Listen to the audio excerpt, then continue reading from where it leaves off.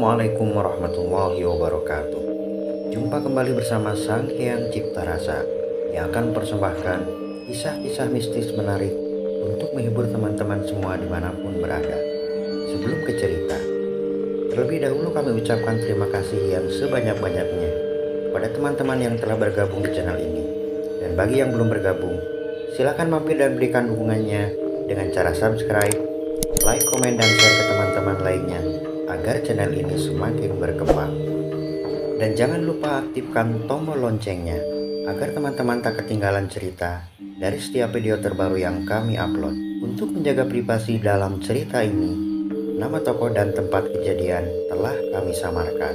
Apabila ada kesamaan cerita, nama tokoh dan tempat kejadian mungkin hanya kebetulan saja. Sore itu, lembayung senja menyelimuti angkasa raya sejauh mata memandang. Seorang pemuda terlihat duduk bersimpuh menatap pada sebuah gundukan tanah memanjang mengarah ke utara dan ke selatan, yang di atasnya bertaburan bunga beraneka warna menghiasi seluruh permukaan gundukan tanah tersebut.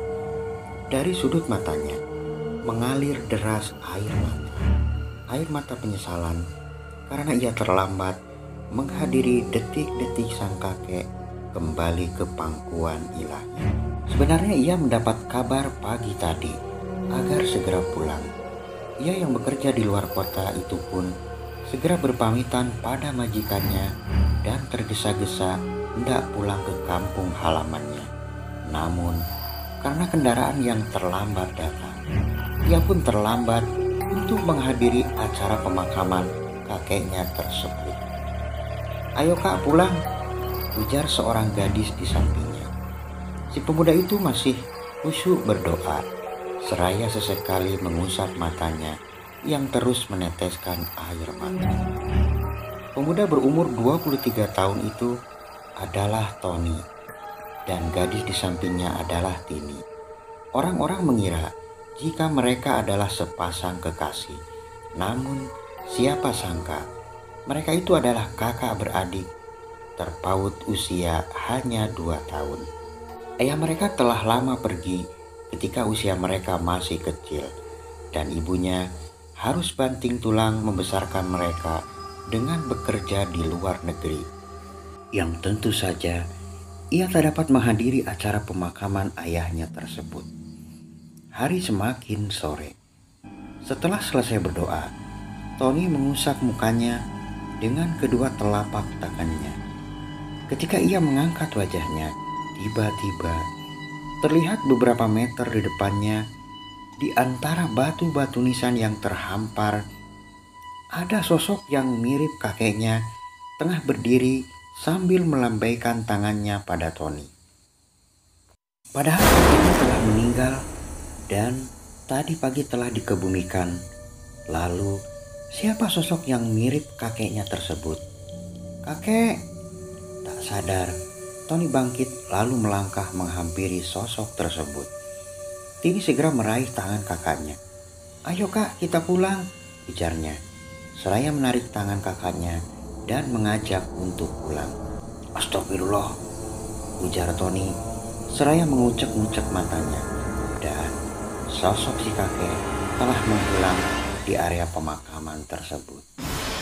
Malam harinya, selepas acara tahlilan malam pertama, beberapa saudara dekat kakek menginap di tempat itu. Rumah mendiang kakek cukup besar dan terdiri dari 3 kamar. 2 kamar telah terisi oleh saudara yang menginap, dan 1 lagi adalah kamar si kakek. Mereka belum berani menempati sebelum hari ke-40 usai. Tony dan adiknya memilih tidur di atas kursi panjang ruangan tengah. Beberapa adik sepupunya telah pulas tertidur beralas karpet tak jauh dari mereka. Tak terasa, waktu pun beranjak lewat tengah malam. Tini yang terbuai dalam mimpi tiba-tiba terbangun ketika mendengar suara langkah kaki berjalan. Ia pun membuka matanya dan terlihat Tony kakaknya itu sedang berjalan ke arah belakang. Ia tak berprasangka aneh terhadap kakaknya itu. Bahkan ia mengira jika kakaknya hendak buang air kecil ke kamar mandi di belakang dekat dapur. Ia pun lalu mencoba memejamkan matanya seraya menalip selimut sampai ke batas lehernya, dan tak lama ia pun tertidur. Cerita dari sudut pandang Tony.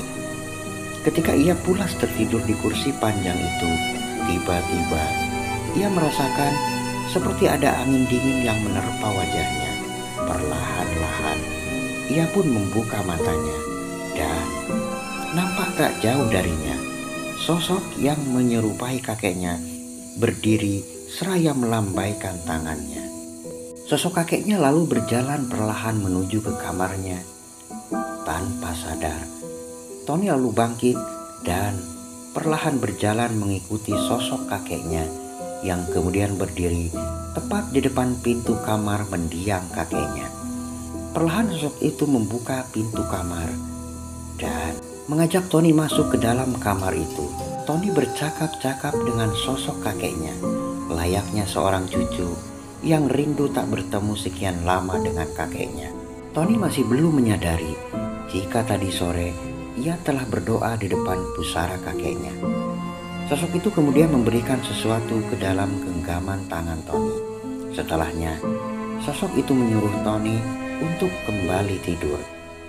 Ia lalu keluar kamar dan menutup pintu, lalu berjalan kembali ke ruang tengah, dan tak lama ia pun tertidur kembali.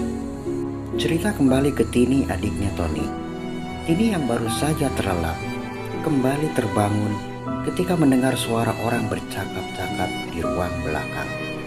Ia pun menoleh ke arah kursi panjang tempat kakaknya tidur, dan ia pun terkesiap. Kakaknya tak ada di tempat tidurnya. Ternyata sedari tadi kakaknya itu belum kembali.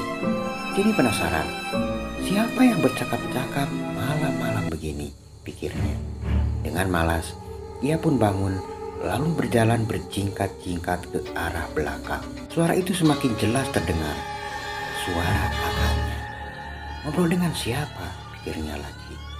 Tini semakin penasaran, dan ternyata suara kakaknya terdengar dari dalam kamar kakeknya. Ia pun mulai curiga, jangan-jangan kakaknya itu sedang mengikau. Segera ia mengintip dari kain gorden. Perlahan-lahan disingkapkan sedikit kain gorden itu, dan ia melihat kakaknya sedang bercakap-cakap dengan sesuatu yang tak nampak. Seketika tubuh Tini mulai gemetaran dengan keringat dingin mulai membasahi tubuhnya. Tak lama kakaknya itu keluar kamar dan menutup pintunya.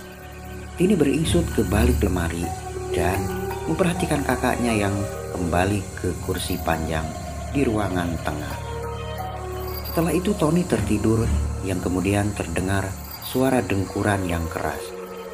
Tini yang tak habis pikir dengan kejadian yang ia saksikan di depan matanya. Kejadian aneh itu terus berulang di malam-malam berikutnya, dan selama ini Tini belum pernah menceritakan kepada siapapun tentang kejadian aneh tersebut. Pada suatu malam itu bertepatan dengan peringatan 7 hari mendiang kakeknya. Setelah acara tahlilan usai, para tetangga dan kerabat satu persatu meninggalkan rumah tersebut, dan tinggallah keluarga kakek dan kerabat. Mereka pun mengobrol sampai larut malam, dan sekalian berpamitan jika esok harinya mereka akan kembali ke rumah masing-masing di luar kota. Waktu menunjukkan pukul 1 dini hari. Ketika semua penghuni rumah itu terlelap tidur, Tini tiba-tiba terbangun. Ia melihat kakaknya berjalan ke kamar kakeknya. Dengar suara pintu diketuk. Tok tok tok.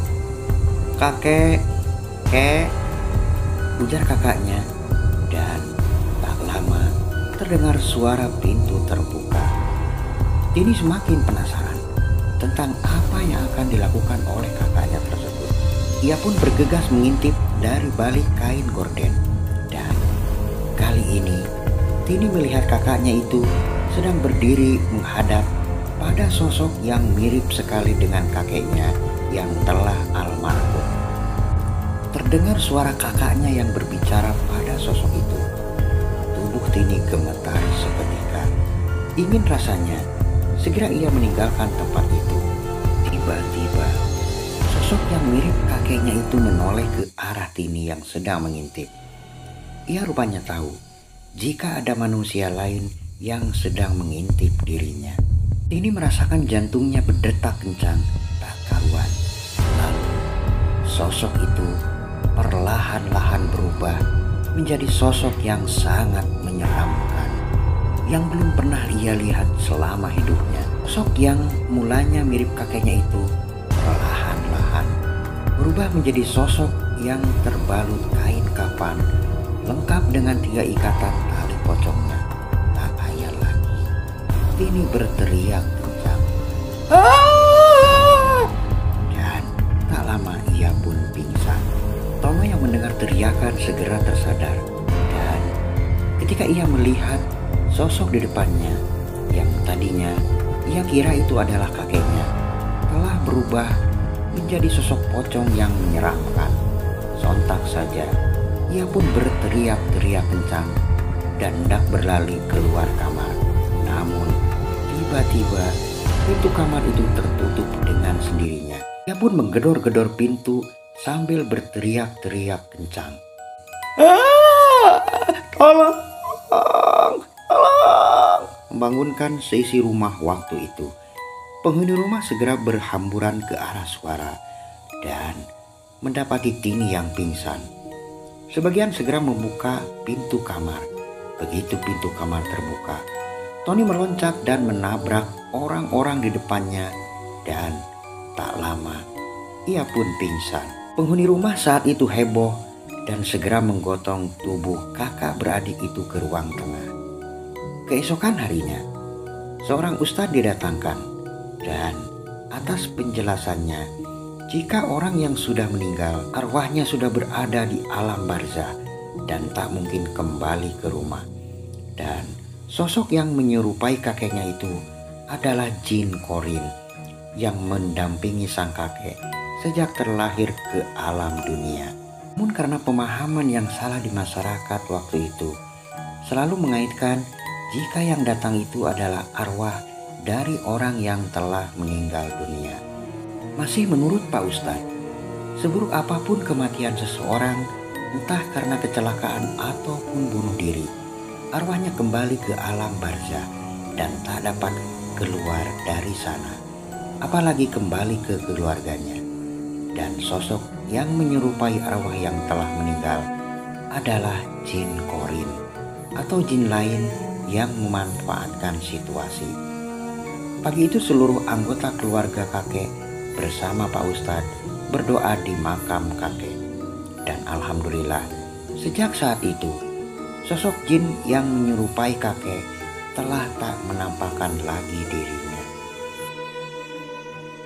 Nah teman-teman, sampai di sini ceritanya. Semoga dapat menghibur kalian semua dimanapun berada. Terima kasih bagi teman-teman yang telah menonton dan mendengarkan ceritanya. Mohon maaf apabila ada salah-salah kata. Sampai jumpa di kisah mistis selanjutnya hanya di Sang Hyang Cipta Rasa. Assalamualaikum warahmatullahi wabarakatuh.